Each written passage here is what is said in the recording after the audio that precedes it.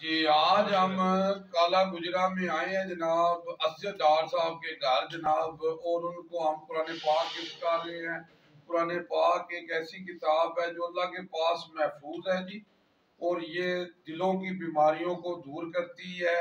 اللہ قرآن پاک میں فرماتا ہے انسان کو وہی ملے گا جو اس نے کوشش کی ہے جی، اور ہم بھی ایک کوشش کر رہے ہیں جناب کہ قرآن پاک گفٹ کر رہے ہیں۔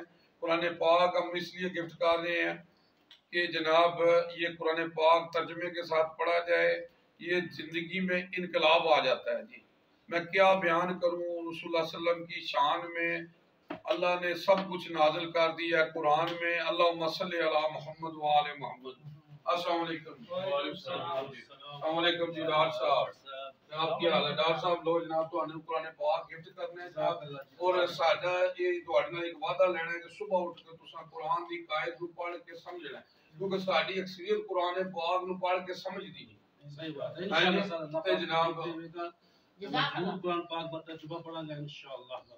تے تہاڈے وسط نال اسی یہ بھی کہہ رہے ہیں کہ جنوں بھی قرآن پاک چاہیدا ہوئے سانو کال کر کے قرآن پاک ساڈے کول فری لے سکدا ہے جی۔ ان باکس کمنٹس کر دیں جی جی جی جی تے جناب اللہ تانوں خوش رکھے، تانوں مقصد کامیاب کرے، ساڈیاں دعاواں تہاڈے نال نے ہے جی۔ اللہ